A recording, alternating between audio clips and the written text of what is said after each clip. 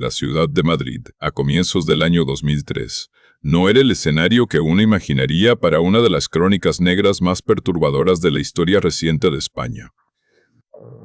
Las calles, usualmente vibrantes y llenas de vida, comenzaron a verse envueltas en un manto de sospecha y un miedo gélido que no provenía del invierno castellano, sino de la presencia de un depredador invisible. No se trataba de un criminal común movido por el dinero o la venganza, sino de alguien que parecía estar jugando una partida macabra con la vida de ciudadanos inocentes. El asesino de la Baraja, como pronto lo bautizaría la prensa, se convirtió en una sombra que acechaba en los rincones menos esperados, dejando tras de sí un rastro de sangre y un símbolo que desafiaba toda lógica: naipes de la baraja española colocados meticulosamente junto a los cuerpos de sus víctimas. Esta es la historia de Alfredo Galán Sotillo, un hombre cuya aparente mediocridad escondía un abismo de nihilismo y crueldad que puso en jaque a las fuerzas de seguridad y cambió para siempre la sensación de seguridad en la capital española.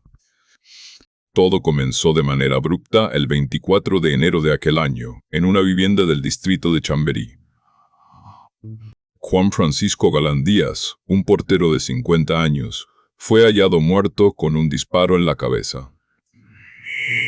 En ese momento, nada hacía sospechar que este crimen fuera el inicio de una serie sistemática. La policía inicialmente consideró hipótesis rutinarias, como un ajuste de cuentas o un robo que salió mal, aunque la falta de un móvil claro ya empezaba a generar dudas en los investigadores del Grupo Busto de Homicidios. Lo que nadie sabía era que el verdugo apenas estaba probando su arma, una pistola Tokarev de calibre .760 y 2 milímetros, que trajo consigo tras su paso por la misión humanitaria en Bosnia como militar profesional.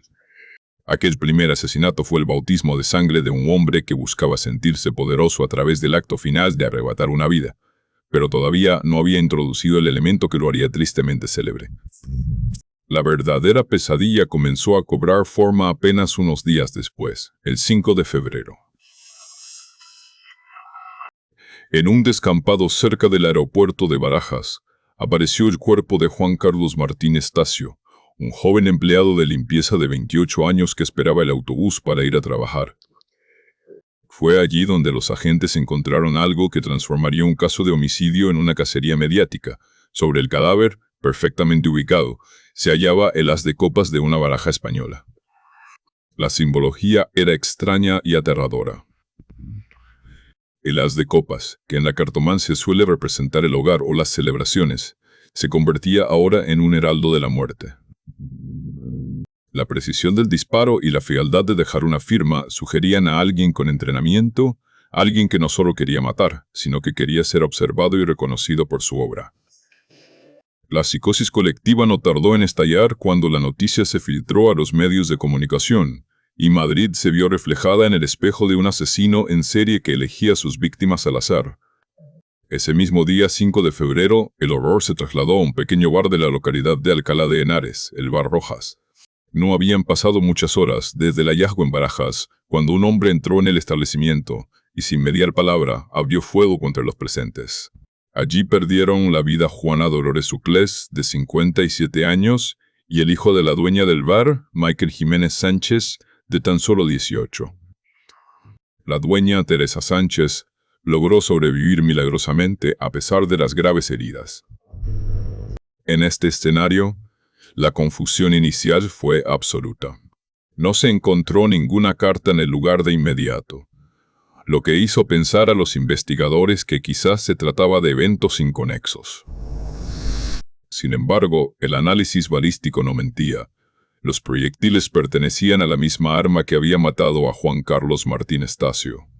El asesino estaba acelerando su ritmo, perdiendo la paciencia o quizá embriagándose con la sensación de impunidad que le otorgaba el caos que estaba sembrando. La investigación policial se sumergió en un laberinto de callejones sin salida. Las descripciones del sospechoso eran vagas y contradictorias, lo cual es común en situaciones de pánico extremo donde los testigos apenas pueden procesar lo que ven. Se hablaba de un hombre joven, de complexión atlética, pero poco más. Mientras tanto, la presión política y social aumentaba. Los ciudadanos de Madrid empezaron a cambiar sus rutinas, los dueños de bares cerraban antes y la gente evitaba caminar sola por zonas poco iluminadas. La sombra del asesino de la Baraja se extendía por toda la comunidad de Madrid, creando un clima de desconfianza donde cualquier desconocido podía ser el monstruo. La policía, por su parte, trataba de trazar un perfil psicológico, sospechando correctamente que el agresor tenía algún tipo de formación militar o policial debido a la precisión de los disparos y la gestión de la escena del crimen. El asesino volvió a actuar el 7 de marzo en Tres Cantos. En esta ocasión, el objetivo fue una pareja de jóvenes, Santiago Eduardo y Anay, que caminaban por una zona residencial de madrugada. A pesar de los disparos a quemarropa, ambos sobrevivieron, aunque las secuelas físicas y psicológicas los marcarían de por vida. Lo más relevante de este ataque fue que el agresor dejó caer otra carta, el 2 de copas. Esto confirmó la progresión numérica y el uso sistemático de la baraja española. Parecía que el criminal estaba siguiendo un orden establecido, una cuenta atrás o hacia adelante que nadie sabía dónde terminaría. La crueldad de atacar a una pareja joven que simplemente disfrutaba de una noche juntos subrayaba la falta absoluta de empatía de Alfredo Galán. Para él, las personas no eran seres humanos con sueños y familias, sino meros objetivos, piezas de un juego privado que solo él entendía. El pánico alcanzó su punto álgido, el 18 de marzo en Arganda del Rey. Allí, el asesino acabó con la vida de una pareja de ciudadanos rumanos, Gheorghe Magda y su esposa Doina, frente al portal de su casa. Cerca de los cuerpos aparecieron el 3 y el 4 de copas. El patrón era innegable. 4 cartas, 6 muertos y varios heridos. La ciudad estaba al borde del colapso emocional. Los titulares de prensa hablaban de un asesino de naipes y los expertos en criminología debatían en televisión sobre sus posibles motivaciones, sugiriendo desde un deseo de fama hasta un trastorno de personalidad antisocial profundo. Lo que nadie podía imaginar era que el hombre detrás de estos actos era alguien que pasaba desapercibido en su vida cotidiana, un joven nacido en Puerto Llano que trabajaba como vigilante de seguridad y que había sido expulsado del ejército tras mostrar comportamientos erráticos y problemas de ansiedad. Alfredo Galán no era un genio del mal, aunque su capacidad para eludir la captura durante meses lo hiciera parecer así. Su éxito residía en la aleatoriedad total de sus ataques. No había un vínculo entre las víctimas, ni un patrón geográfico estricto más allá de la región de Madrid. La policía buscaba agujas en un pajar, mientras Galán continuaba con su vida normal, consumiendo alcohol en exceso y alimentando un resentimiento sordo contra el mundo. Sin embargo, el peso de sus actos, o quizá un narcisismo extremo, empezaron a pasarle factura. A diferencia de otros asesinos en serie que se detienen por miedo a ser atrapados, Galán parecía frustrado porque la policía no lograba identificarlo. El juego ya no era divertido si el oponente no sabía quién era él. La tensión interna estalló finalmente el 3 de julio de 2003. Pero no en Madrid, sino en su ciudad natal, Puerto Llano. Esa tarde de verano, un hombre con aspecto desaliñado y bajo los efectos del alcohol entró en la comisaría de la Policía Nacional de Puerto Llano. Con una frialdad que dejó helados a los agentes de guardia, declaró: «Yo soy el asesino de la Baraja».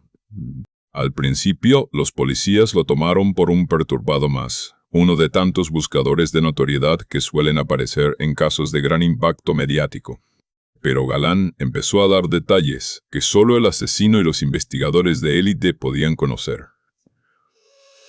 Habló del calibre exacto del arma, de la posición de los cuerpos, de los lugares específicos donde compró las cartas y de un detalle que la policía había mantenido en secreto absoluto. Algunas de las cartas tenían pequeñas marcas de rotulador azul en el reverso. En ese momento, el escepticismo se transformó en una frenética actividad policial.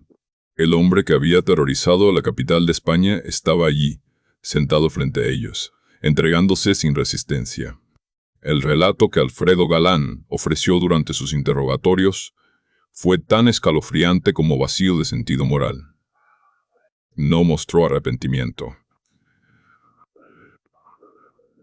Explicó que quería probar lo que se sentía al matar a un ser humano y que la elección de las cartas fue algo improvisado tras el segundo asesinato, al ver la repercusión que tuvo el primer naipe que dejó de manera fortuita. Según su confesión, compró un mazo de cartas en una tienda cualquiera y decidió seguir la serie para ver hasta dónde podía llegar.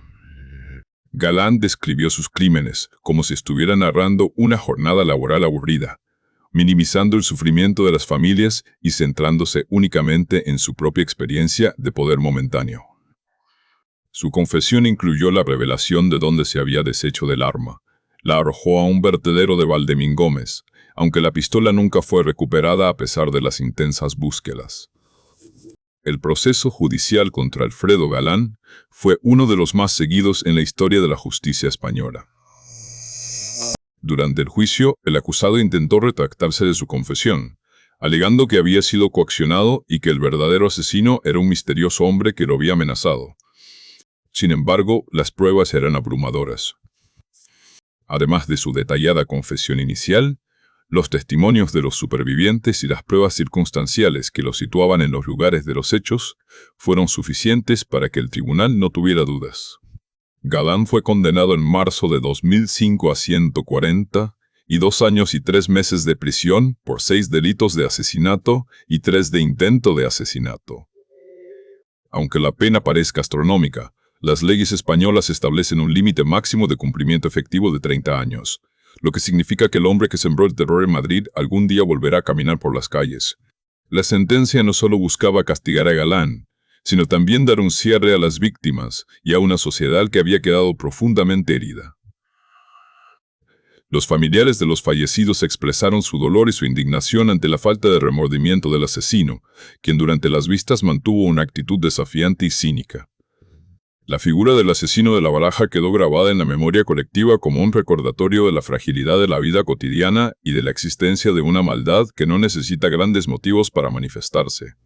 El caso también sirvió para revisar los protocolos de salud mental en las Fuerzas Armadas y en las empresas de seguridad privada, ya que Galán había pasado por ambos sectores a pesar de sus evidentes inestabilidades psicológicas que ya se habían manifestado durante su estancia en los Balcanes. Años después de aquellos eventos, la historia de Alfredo Galán sigue siendo objeto de estudio para criminólogos y psicólogos. Se le describe como un hombre con un ego hipertrofiado y una incapacidad patológica para la compasión, alguien que utilizó la violencia para compensar sus propias inseguridades y fracasos personales. Su elección de la baraja española, un elemento tan cotidiano y arraigado en la cultura popular, añadió una capa de surrealismo terrorífico a sus actos. Lo que para muchos es un símbolo de ocio y reuniones familiares, para las víctimas de Galán se convirtió en la última imagen antes de la tragedia. La ciudad de Madrid recuperó su pulso, pero el recuerdo de aquellos meses de incertidumbre sigue latente en las esquinas de Chamberí, en el descampado de Barajas y en el Bar Rojas de Alcalá, donde la ausencia de los que se fueron sigue pesando más que cualquier sentencia judicial. El legado del asesino de La Baraja es un recordatorio de que los monstruos no siempre tienen rostros deformes ni viven en lugares apartados. A veces, son hombres corrientes que caminan entre nosotros, que compran el pan en la misma panadería y que guardan un arma en el cajón de su mesilla. La historia de Alfredo Galán terminó tras los muros de una prisión, pero la cicatriz que dejó en la sociedad española es imborrable. Fue un capítulo oscuro donde la realidad superó a la ficción de la manera más cruel posible, dejando claro que detrás de cada carta de La Baraja, para algunas familias, siempre habrá una historia de pérdida que ningún paso del tiempo podrá borrar por completo. El hombre que quiso ser famoso por su crueldad finalmente lo consiguió, pero su nombre no será recordado con admiración, sino como un sinónimo de la banalidad del mal que acechó Madrid bajo la fría luz de los neones en aquel invierno de 2003. Hoy en día, cuando se habla de crímenes que cambiaron España, el nombre de Galán surge inevitablemente como el ejemplo perfecto del asesino en serie moderno, mediático, impredecible y profundamente perturbador. Su captura no fue el resultado de una brillante deducción detectivesca, sino del colapso de su propia psique, lo que añade un giro irónico a su historia. Al final, no fue el as de copas lo que decidió su destino, sino su propia incapacidad para vivir con el silencio de sus crímenes. La justicia se cumplió en los tribunales, pero el impacto emocional perdura, recordándonos que la seguridad es a menudo una ilusión delicada, que puede romperse por el simple capricho de alguien que decide convertir la vida de los demás en un macabro juego de naipes. Madrid sigue adelante, vibrante y ruidosa, pero en la memoria de sus habitantes más veteranos, siempre quedará un rincón oscuro donde el miedo tuvo la forma de una carta de baraja abandonada sobre el asfalto frío.